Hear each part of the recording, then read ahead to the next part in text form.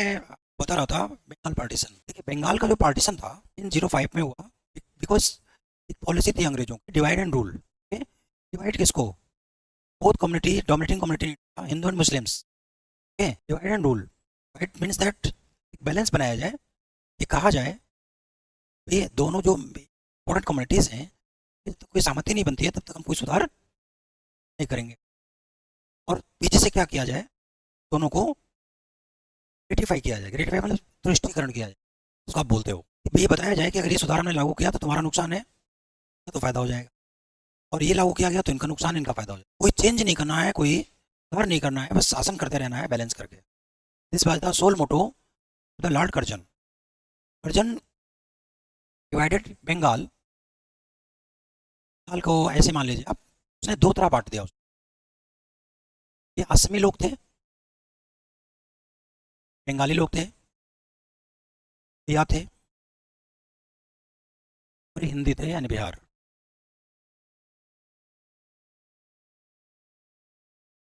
There are two basis division, hidden division by Lord Curzon, but named to admission reform। उसने कहा कि प्रशासनिक कार्य से हम इसका विभाजन कर रहे हैं, लेकिन इसका विभाजन का आधार क्या था? Language and religion. क्या था? हाँ, इसने पहले दो विभाजन किया, मुस्लिम डोमिनेटिंग, असमी और बंगाली। रिलीजियस डिवीजन था, और हिंदू डोमिनेटिंग और Oriya. Division then again divided West Bengal in two part, Hindi and Oriya. ये उड़ीसा हो गया, और ये ठीक है बिहार हो गया। और इनमें कैसे बांट दिया? Assamese and Bengali. Bengal partition opposed by Congress party, इसने अपोज किया। बट कांग्रेस में भी दो तरह के दल बन गए थे। एक वो थे जो कहते थे कि हमें लिबरल होना चाहिए। क्या होना चाहिए? बिकॉज हमें अंग्रेजों से सीखना है। The rule of the Britishers is bone for the India. ये हमारे लिए एक वरदान से कम नहीं है, ये हमें सिखाने आए, हमारा सिस्टम डेवलप करने आए हैं। तो इनसे किसी भी डिमांड की बात की जानी चाहिए, ठीक है, और शांतिपूर्ण तरीके से इसका डिमांड होनी चाहिए हमारी। Most they are mostly focused about the reform in civil service only. ये चाहते थे कि सिविल सर्विस में सुधार किया जाए, सिविल सर्विस के सुधार के बाद ये काम होना चाहिए। और जो गरम दल वाले थे उन्होंने ये कहा कि नहीं नहीं नहीं, basically civil service is work under the executive leadership, so we have need to political reform. हमें किस तरह का रिफॉर्म चाहिए? हमें भारत परिषद में सुधार चाहिए, हमें भारत परिषद में सुधार चाहिए। और हमें कहाँ सुधार चाहिए? हमें तो वायसराय के काउंसिल में सुधार चाहिए, एग्जीक्यूटिव काउंसिल ऑफ वायसराय, समझ रहे हैं? तो इस तरह सुधार चाहिए। दो चीज़ें चाहिए, एक तो रिस्पॉन्सिबल गवर्नमेंट बनाया जाए, दूसरा इंडियनाइजेशन यानी देशीकरण किया जाए।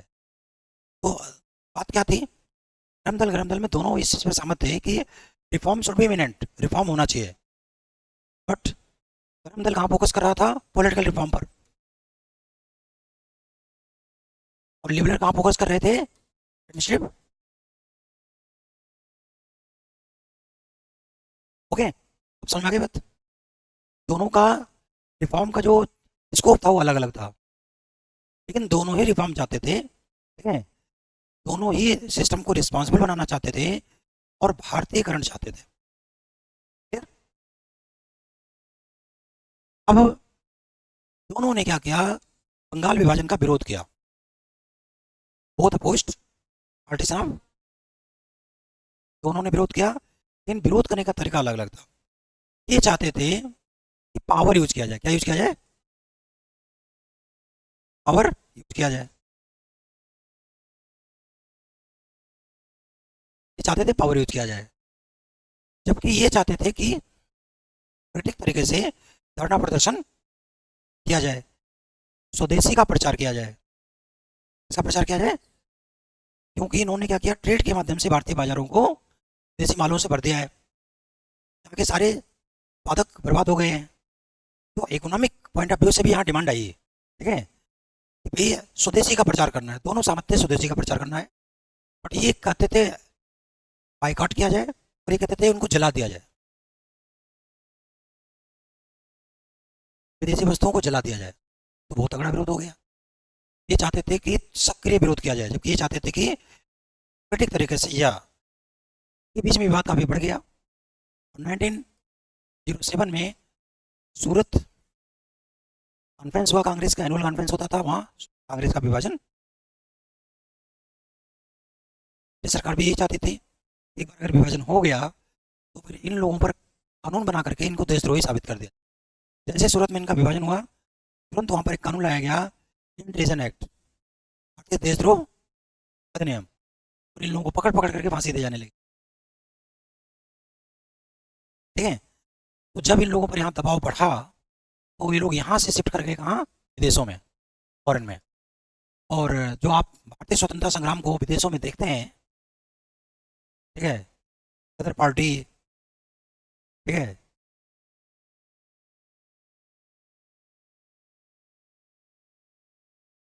ये वो अलग है, अभी वो नहीं है। इसलिए पूरा का पूरा स्वतंत्रता संग्राम विचारधाराओं का संग्राम है।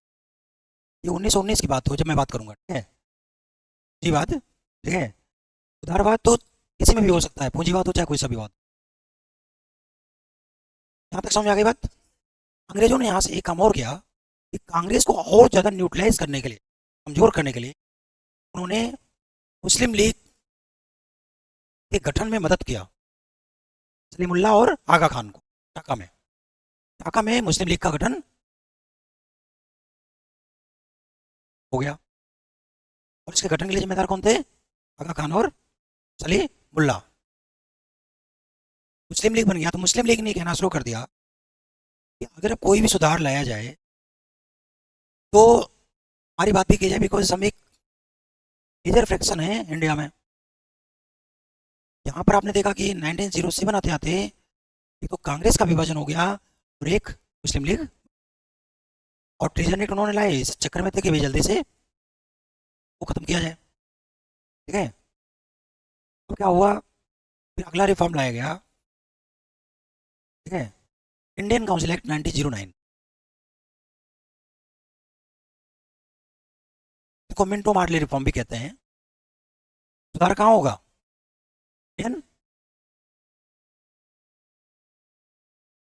ध्यान दीजिए, 1858 के बाद जो पहला काउंसिल एक्ट लाया गया था, कब लाया गया था, हाँ, काउंसिल में सुधार की बात हो रही है ना, ये गवर्नमेंट एक्ट नहीं है, काउंसिल के सुधार की बात हो रही है। खाली जो भारत परिषद है उसमें सुधार हो रहा है। और दूसरा इंडियन काउंसिल एक्ट कब लाया गया, इसको क्या बोलते हैं, मिंटो मार्ले रिफॉर्म भी कहते हैं। ठीक है, क्योंकि मिंटो क्या था, वायसराय था, और मार्ले भारत सचिव था। ठीक है। इस इंडियन काउंसिल एक्ट में सबसे पहले जो इंडियन काउंसिल थी उसका नाम चेंज कर दिया गया, उसका नाम हो गया imperial legislative council, sorry, imperial legislative assembly. नाम बदल गया, स्ट्रेंथ बढ़ा दी गई, क्षमता बढ़ा दी गई इसकी। ठीक है। और इलेक्शन सिस्टम को, ठीक है, एक्सपेंड किया गया, इलेक्शन सिस्टम को एक्सपेंड किया गया। बट सारे इनडायरेक्ट इलेक्शन थे, जैसा इलेक्शन 1892 बताया था वैसा इलेक्शन था। बट अच्छा ये हुआ कि जो नॉमिनेटेड मेंबर थे उसमें इंडियंस की संख्या बढ़ा दी गई, मेंबर में इंडियन की संख्या बढ़ा दी गई। ठीक है। और क्या किया गया, अब बजट पर भी क्वेश्चन पूछने का अधिकार दे दिया गया। ठीक है। कुछ विशेष प्रश्नों को छोड़कर, कोई स्पेशल इंटरप्रिटेशन था उसको छोड़कर वो प्रश्न पूछने का अधिकार दे दिया गया। ओके। अगली घटना इसमें यह घटी कि इंडियन काउंसिल में पहली बार, सॉरी, वायसराय के एग्जीक्यूटिव काउंसिल में पहली बार इंडियंस को शामिल किया गया, स्वतंत्र सिन्हा थे। ये फैक्ट्स हैं, बुक्स में आपको फैक्ट्स मिल जाएंगे। ठीक है। तो शामिल कर लिया। ठीक है। ये रिफॉर्म, लेकिन यहाँ पर दो तीन चीज़ें थी। सिविल सर्विस में कोई रिफॉर्म नहीं हुआ, इलेक्शन सिस्टम अभी भी बहुत कॉम्प्लिकेटेड था, और जो इंडियंस का रिप्रेजेंटेशन था वो बहुत ही कम था। और अभी भी जो ब्रिटिशर्स थे और नॉमिनेटेड लोग थे वो मेजॉरिटी में थे। ठीक है, ये रिफॉर्म यहाँ कंप्लीट हो गया और रिफॉर्म कंप्लीट होने के बाद फिर 1911 इंडियन ट्रेजन एक्ट को खत्म कर दिया गया, बंगाल पार्टीशन को रद्द कर दिया गया। जो एक्ट लाया गया, ठीक है, इसको 1911 एक्ट बोलते हैं। इसमें बंगाल पार्टीशन रद्द कर दिया गया। ठीक है, राजधानी कलकत्ता से दिल्ली आ गई। ठीक है, लुटियंस को आर्किटेक्ट नियुक्त किया गया दिल्ली की बनाने के लिए, निर्माण करने के लिए। मॉडर्न दिल्ली, जो आधुनिक दिल्ली बनी है वो लुटियंस ने बनाई है। अभी जाते ना कन्नाड प्लेस बोलते हैं, Lutyens zone, Lutyens zone. Lutyens, George Lutyens जो था बहुत बड़ा आर्किटेक्ट था। संसद भवन, राष्ट्रपति भवन, विजय पथ, राजपथ, सब कुछ उसने बनाया। इंडिया गेट सारा उसने डिजाइन किया है। देखा होगा कभी आपने जाके 1911 में किस लेवल की उसने थिंकिंग करी होगी। हाँ, आगे बढ़े। अब इसका परिणाम ये हुआ कि यहाँ पर एक बहुत ज़्यादा दबाव बढ़ने के कारण ये लोग विदेश भाग गए जो क्रांतिकारी थे। गदर दल बनाया, गदर पार्टी बनाई। ठीक है, इंग्लैंड से, इंग्लैंड में भी दो दल थे, लिबरल और कंजर्वेटिव। तो लिबरल तो भारतीय मांगों का समर्थन करते थे। तो इंग्लैंड में लिबरल पार्टी के सपोर्ट से इंग्लैंड में क्रांतिकारियों की एक ब्रांच काम करने लगी। ठीक है, जर्मनी, जो कि इंग्लैंड का विरोधी देश था, जर्मनी में ब्रांच आ गई, कनाडा में आ गई, यूएसए में आ गई। तो इस तरह आपने देखा कि कई सारी ब्रांच अफगानिस्तान में आ गई। कई सारे हमारे स्वतंत्रता संग्राम के क्रांतिकारियों के कई सारी ब्रांच यहाँ आ गए। उसका कारण था देश के अंदर दबाव पड़ना और जो इंग्लैंड के विरोधी देश थे अब उनको सपोर्ट मिलना। दो बड़ा कारण था कि जो भारतीय क्रांतिकारी विदेशों में पहुंचे। आगे बढ़े। देखिए, इसी समय 1940 में वर्ल्ड वार शुरू हो गया। क्या शुरू हो गया? World war. जब वर्ल्ड वार शुरू हुआ तो देशों ने इम्पेरियलिज्म और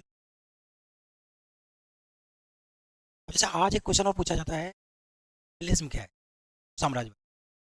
और साम्राज्यवाद क्या होता है? देखो, आज कोई किसी देश पर कब्जा करके तो बैठ नहीं सकता। बैठ कब्जा कर सकता है क्या? रसिया यूक्रेन पर कब्जा करना चाह रहा है, हो रहा है। तो वो लोग इनडायरेक्टली कब्जा करते हैं, डायरेक्टली सॉवरेनिटी को खत्म। इकोनॉमिक सॉवरेनिटी को कैसे खत्म करते हैं? ट्रेड और टेक्नोलॉजी। जैसे अमेरिका कहता है ना, ट्रेड वार चल रहा है, ट्रेड और पॉलिटिकल सॉवरेनिटी कैसे खत्म करते हैं?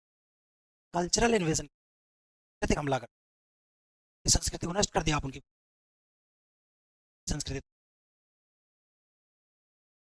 ठीक है, तो यहाँ पर क्या हुआ कि जैसे ही जर्मनी औद्योगिक क्रांति जो इंडस्ट्रियल रिवोल्यूशन इंग्लैंड के साथ साथ उसका फैला हुआ, यूरोप में फैला हुआ उसका, तो इंडस्ट्रियल रेवोल्यूशन से वहाँ क्या हुआ, बड़ी मात्रा में प्रोडक्शन शुरू हो गया। छोटे छोटे देश थे, प्रोडक्शन को वहाँ कंज्यूम नहीं कर सकते थे, उनका कंज्यूम एशिया और लैटिन अमेरिका। जैसे इन्होंने ये प्रयास किया, ईस्ट कहाँ से मिला? इन्हें जैसे प्रयास, ईस्ट कहाँ से मिला? से मिला।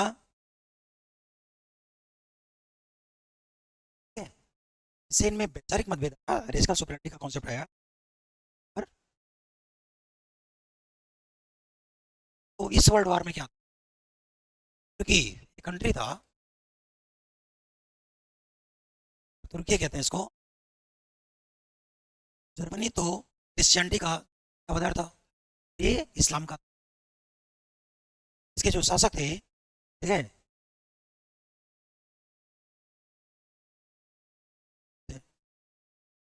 हायरार्की बताई हुई है ना, ये सुल्तान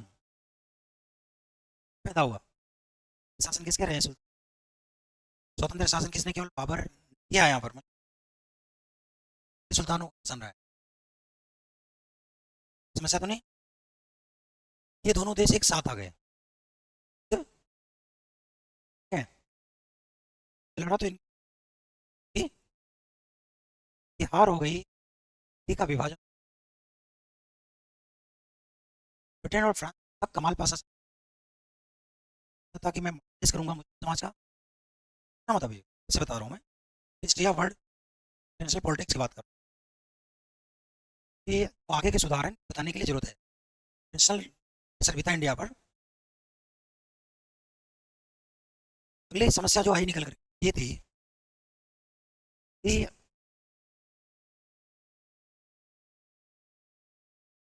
जर्मनी का भी विभाजन हो गया है। इसके साथ वर्साई की संधि हुई, जर्मनी का जो भी रहा। लेकिन यहाँ इंपॉर्टेंट चीज़ ये थी कि जब तुर्की का विभाजन, सॉरी, तुर्की को स्टेट किया गया, उसको ह्यूमिलेट किया गया, तुर्की ने क्या किया, इसकी प्रतिक्रिया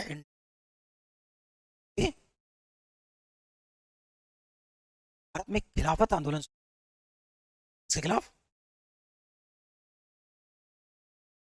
हराया किसने था? अंग्रेजों ने हराया था तुर्की। खिलाफत आंदोलन शौकत अली रहमत अली के खिलाफ।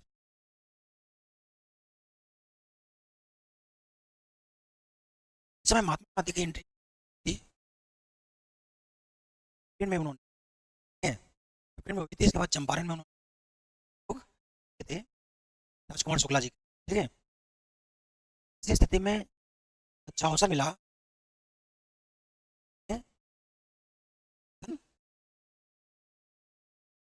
इधर दो घटनाएं घटी। एक बार फिर से कांग्रेस का एकीकरण, इसका इंटीग्रेशन हो गया। इधर वर्ल्ड वार में शुरू में हारने लगे थे ताकि इंडिया का समर्थन लिया जाए। ये भी चाहते थे कि मुस्लिम लीग और कांग्रेस में समझौता हो, समझौता हो, कांग्रेस और मुस्लिम लीग में समझौता। हाँ, ये आगे का भी कोई हाँ सहमति से करेंगे और मुसलमान हितों का ध्यान इसमें लिखी गई।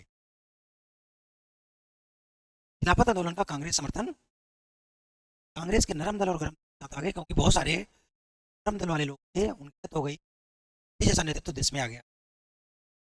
इसका एकीकरण, दो घटनाएं, जर्मनी की पराजय है। अच्छा, कुछ थोड़ी सी बात मैं और बता, देखिए पूरा का पूरा आइडियोलॉजी बेस है, मारकाट या युद्ध नहीं है, आइडियोलॉजी बेस है। क्या हुआ, उस एक बहुत बड़ा देश आपने देखा होगा मैप पर, और चार का शासन, चार का, चार क्या था, डिक्टेटर था, नॉर्थ था, ठीक है। ये क्या करता था, मजदूर किसानों का शोषण करता लगाकर। 1905 दो घटनाएं घटी। 1995 इसने एक पार्ट है, आप देखेंगे हमें इसका, अपने कनाडा शुरू हो जाता है,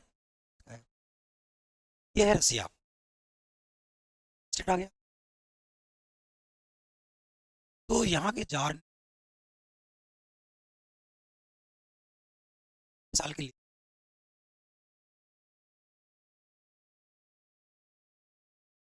इस पर ऑलमोस्ट दे ही दिया उसने, दे दिया, चांस नहीं, इसलिए ठीक है, देखा कि एक सुंदरी के लिए इसका दे दिया, जिसका उसकी जनता ने भारी विरोध। फिर क्या हुआ, 1905 में उस जापान जैसे छोटे से देश से हार गए, से, से हार गए। इसका परिणाम ये हुआ, उसमें चार विरोधी एक सत्ता केंद्र बनने लग गया, साम्यवाद से पक्ष के विचारों से साम्य, जैविक दल का, जैविक दल का लेनिन है, ठीक है। जैविक दल ने क्या किया, 1917 में चार की हत्या करके क्या प्राप्त, पहली बार मार्क्सवाद, साम्यवाद का व्यवहारिक प्रयोग संघ में किया गया, एक विचारधारा की सफलता माना जाए। This is the success of ideology, communism का साम्यवाद। Ideology propose by the Marx, इसने जो साम्यवाद की विचारधारा थी उस विचारधारा को, इसका रिजल्ट क्या आया कि 1920 भारतीय साम्यवादी दल का गठन भी कर दिया गया। पर ठीक है,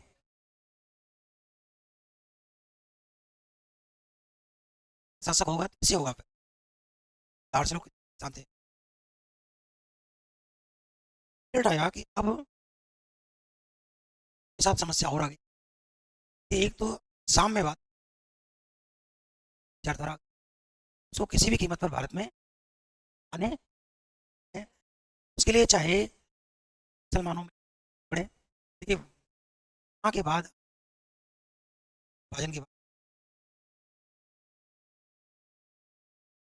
नहीं समझे आप, क्योंकि उनको आइडियोलॉजी से लड़ना था, साम्यवाद से लड़ना था, मुसलमान से नहीं चाहते थे कि भारत का विभाजन करके किसी से पर साम्यवाद की स्थापना।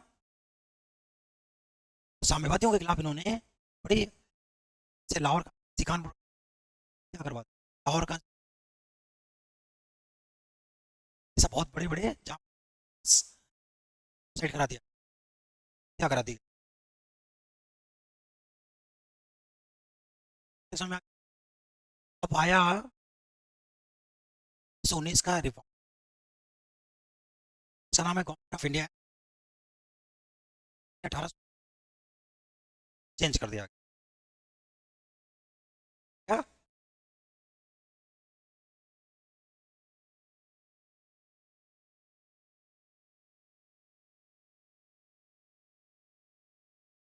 देखिए जो गवर्नमेंट ऑफ इंडिया इसकी तीन बड़ी विशेषता में, ये पहला लिखित संविधान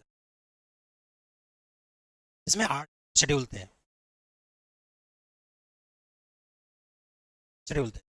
इसकी सबसे बड़ी कमी थी इसमें प्रिंसिपल नहीं था, चेकलेस कॉन्स्टिट्यूशन, जीएस की होना ही सब्जेक्ट है, सब्जेक्ट और आइडियोलॉजी को मिलाकर तो का आइडियल वैल्यू मूल्य, यह संविधान आज किस लिए चलाया जा रहा है होगा। इस एक्ट का पहली विशेषता समझ में आ गई। दूसरी विशेषता बता दूं कि पहली बार इंडिया में, ठीक है, फेडरल सिस्टम का प्रयोग किया, फेडरल सिस्टम का प्रयोग किया गया और स्टेट लिस्ट और सेंट्रल लिस्ट में डिवाइड, ठीक है, प्रोविंस, सेंट्रल गवर्नमेंट, सेंट्रल और प्रोविंस, दो सरकारें बनी, इसके हेड थे तो वायसराय करेगा, वायसराय, सेंट्रल और प्रोविंस दोनों, ठीक है।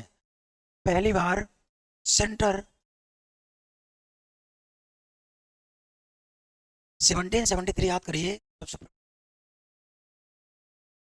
पहली बार सुप्रीम कोर्ट हो गया। अब सुप्रीम कोर्ट के खिलाफ कोई अपील, पहले क्या था, supreme court was not supreme court, उसकी अपील कहाँ होती थी, supreme court become supreme court. हर प्रोविंस में हाई कोर्ट बनाए जाएंगे, रिफॉर्म समझ में आ गया, रिफॉर्म समझ में आ गया, हर राज्य में हाई सुप्रीम कोर्ट हो, ठीक है। तो सेंट्रल लेवल पर सुधार हुआ और वायसराय की एग्जीक्यूटिव काउंसिल में 6 पोर्टफोलियो कर दिए गए, कितने कर दिए गए, सॉरी 9 कर दिए गए, 9, 9 में से, ठीक है, 3 इंडियंस होंगे, होंगे 3, उसका रीजन था वायसराय तीसरा होगा, ठीक है, सेक्रेटरी टू इंडिया,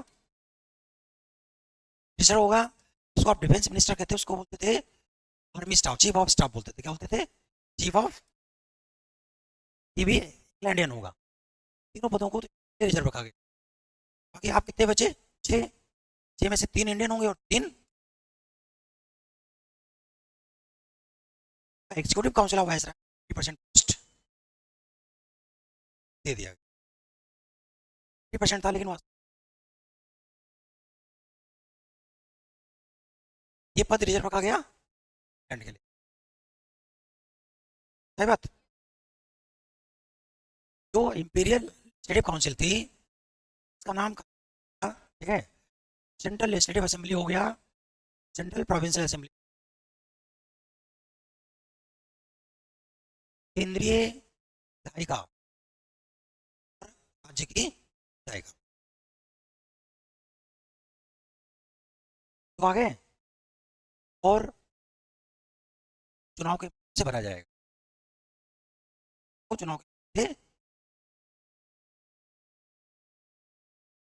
अगली इंपॉर्टेंट चीज ये थी कि पहली बार भारत में देश नीति का निर्धारण, पॉलिसी, जिन देशों से भारत संबंध बनाएगा इधर नहीं होंगे लिसनर, ठीक है। देशों से, और भारत किन देशों से संबंध, इंग्लैंड के वायसराय कैसे बनाएगा, इंडिया कौन इंग्लैंड, ओके, समझ में।